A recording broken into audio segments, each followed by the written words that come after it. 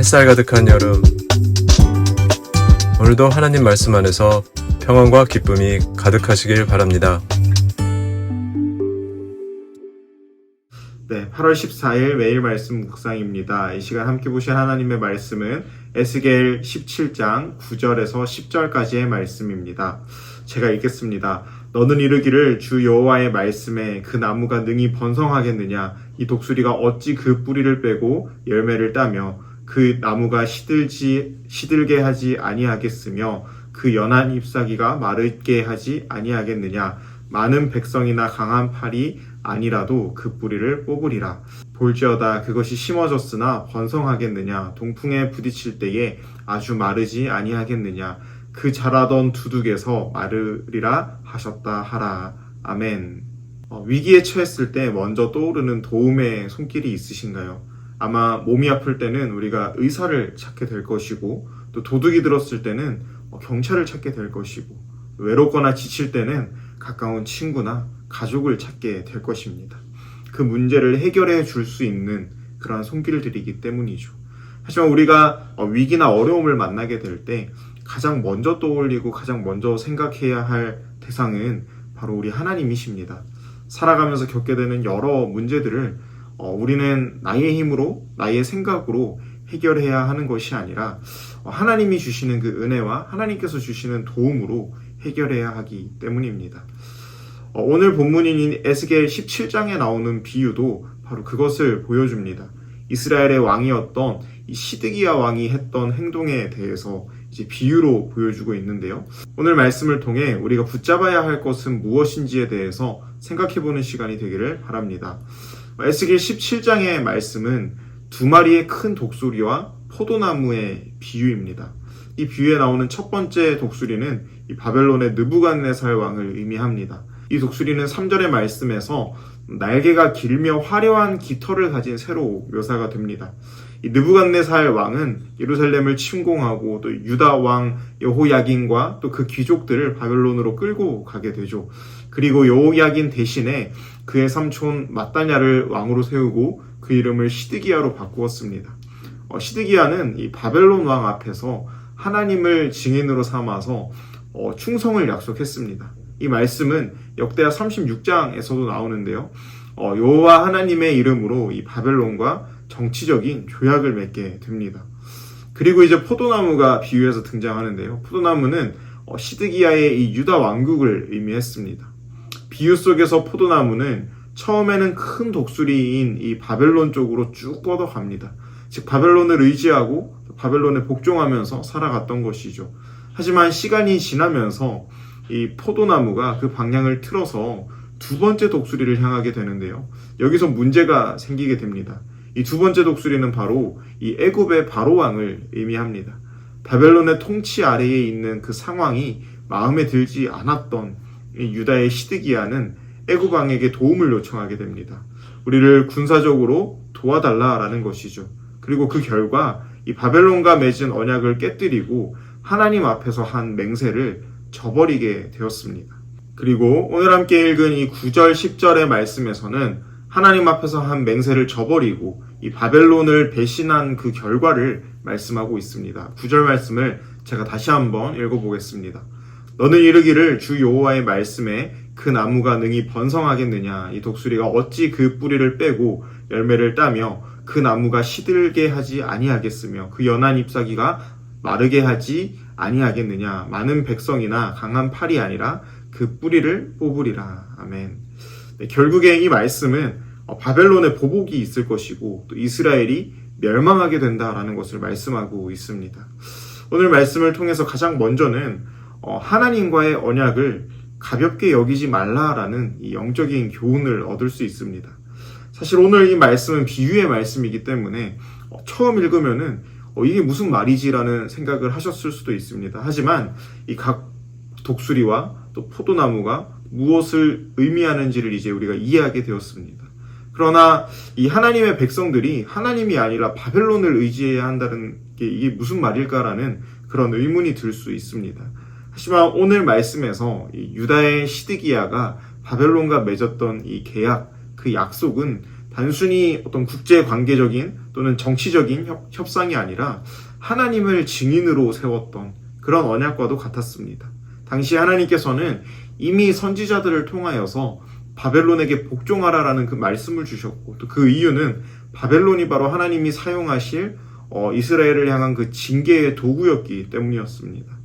따라서 바벨론과 약속을 지키는 것이 하나님께 순종하는 것이었고, 바벨론과의 그 약속을 깨뜨린다라는 것은 하나님의 말씀과 또 그 언약을 배반하는 것과도 같았습니다. 시드기야는 이렇게 하나님과의 언약을 가볍게 여김으로 인해서 이스라엘의 징계와 또 큰 벌을 가져오게 됩니다. 하지만 우리는 하나님과의 그 언약을 중요하게 여길 수 있어야 됩니다. 하나님 앞에서 드린 결단, 또 약속, 그 서원들이 우리가 이 땅을 살아가다 보면은 희미해지기도 하고, 또 사람의 생각, 사람의 마음으로 봤을 때 별 의미 없이 그것들을 이제 덮어두게 될 때도 있습니다. 하지만 우리는 하나님께 드린 그 작은 약속들, 그 작은 결단들도 결코 가볍게 여겨서는 안 된다라는 것이죠. 오늘 말씀을 통해서 하나님께 드렸던 그 결단과 그 약속들을 돌아보고 또 신실하신 하나님 앞에서 신실함을 지킬 수 있는 저와 여러분들이 될 수 있기를 소망합니다. 오늘 말씀을 통해서 볼 수 있는 두 번째 영적인 교훈은 세상의 지혜가 아닌 하나님의 지혜를 의지하라입니다. 애굽이 과거의 전성기 때만큼의 그런 초강대국은 아니었지만 이 지정학적으로 유다와 가깝기도 했고, 또 군사적인 도움을 줄 수 있는 강국이라고 생각했기 때문에 이 시드기야는 그들을 의지하려고 했던 것이죠. 그래서 이 인간적인 관점에서 시드기야를 바라보면은 애굽을 찾아갔다라는 것이 이해가 될 수는 있었습니다. 하지만 그것은 언제까지나 사람의 생각, 사람의 지혜였습니다. 하나님의 뜻은 거기에 없었죠. 하나님의 계획은 그 속에 담겨 있지 않았습니다. 그리고 이 애굽 군대의 힘을 빌리기는 했지만 애굽 군대는 바벨론과 전면전을 피하고 철수하게 되고, 또 이 예루살렘은 바벨론에 결국에 함락되게 되는 그런 일을 겪게 됩니다. 이 모든 과정들은 이 시드기야가 세상의 지혜, 사람의 지혜를 의지했기 때문에 일어나게 된 일이었고, 또 하나님의 심판을 자초한 선택과도 같았습니다. 사랑하는 성도 여러분, 세상의 지혜, 사람의 지혜가 아닌 하나님의 지혜를 의지할 수 있기를 소망합니다. 그리고 하나님의 지혜를 의지하기 위해서는 하나님의 때를 기다릴 수 있어야 됩니다. 우리도 살아가다 보면은 이 중요한 위기, 또 결정을 앞두고 사람의 계산, 또 하나님의 뜻, 그 사이에서 갈등할 때가 있죠. 관계에 문제가 생길 때면은 하나님이 원하시는 사랑과 용서, 그 화해의 방법을 찾기보다는 그 상황을 나에게 유리하게 해줄 수 있는 사람을 찾기도 합니다. 또한 재정적인 어려움이 생기면은 기도로 하나님의 뜻을 여쭙기보다는 어떤 대출과 투자에 대한 계획을 세우기도 하죠. 이렇게 세상의 지혜가 나쁜 것은 아니지만은 그것이 하나님의 말씀과 하나님이 일하실 공간을 밀어낸다라고 한다면 결국 그것이 하나님이 원하시는 방향으로 가지 않게 만들 수 있습니다. 하나님이 일하실 틈이 없게 되는 것이죠. 하나님이 일하실 틈도 없이, 하나님이 손쓸 틈도 없이 우리의 힘으로 그것들을 해결하려는 것입니다. 저는 이 믿음을 하나님이 일하실 공간을 두는 것이다 라고 생각을 합니다. 사랑하는 여러분, 이 선택과 결정의 순간마다 하나님께 하나님의 뜻을 여쭙는 저와 여러분들이 될 수 있기를 소원합니다. 이 결정 안에서 하나님의 뜻이 있는지, 또 하나님의 때를 기다릴 수 있는지, 그리고 나에게 그러한 선택을 하게 하는 이 애굽이 무엇인지를 스스로에게 물어보고, 또 내가 붙잡고 있는 애굽이 있다면은 그 자리를 하나님께 내어드릴 수 있는 저와 여러분들 될 수 있기를 주님의 이름으로 소망합니다. 사랑하는 성도 여러분, 이 시드기야가 붙든 애굽은 끝까지 이 시드기야를 지켜주지 못했습니다. 우리의 애굽도 마찬가지입니다. 위기 때 먼저 떠오르는 것이 하나님이 아니라 사람, 재정, 또 내 지혜다라고 한다면 그것은 이미 우리가 나아가야 할 방향이 틀어진 것입니다. 오늘 하루도 정말 이 세상의 애굽이 아니라 언약의 하나님을 붙드실 수 있기를 주님의 이름으로 소원합니다. 그분이 우리의 도움이 되시고 우리의 구원이 되십니다. 이제 말씀을 정리합니다. 오늘 본문은 이 위기 속에서 시드기야가 하나님의 뜻보다 사람의 지혜를 따라서 애굽을 붙잡았던 그 선택의 결과를 보여줍니다. 사랑과의 언약을 가볍게 여길 때 반드시 무너짐이 있고, 또 세상의 지혜를 하나님의 뜻보다 앞세우게 되면은 그것은 항상 실패로 끝이 납니다.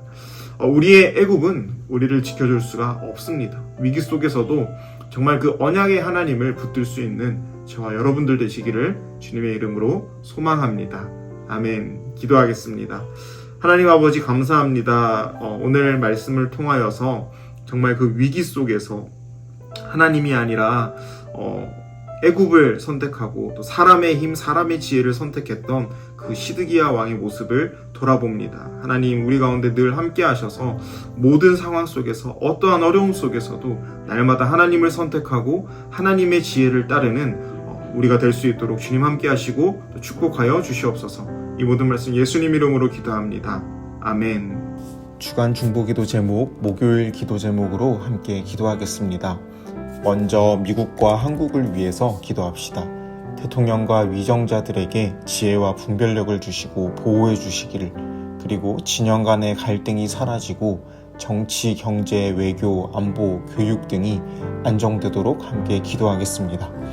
또한 오스틴 지역 한인교회와 목회자들을 위해서 기도하실 때 복음의 본질을 붙잡아 혼합주의, 세속주의에 흔들리지 않도록 목회자들이 담대히 말씀을 선포하여서 교회마다 양적, 영적 부흥이 있도록 함께 기도하겠습니다. 선교사님들을 위해서 기도하실 때에는 아프리카 차드의 김영섭 선교사님, 요르단의 김재문 선교사님, 알래스카의 이홍래 선교사님, 브리지 미니스트리 김영수 간사님, 사역에 하나님의 은혜가 넘칠 수 있도록 함께 기도합시다. 기도하시겠습니다.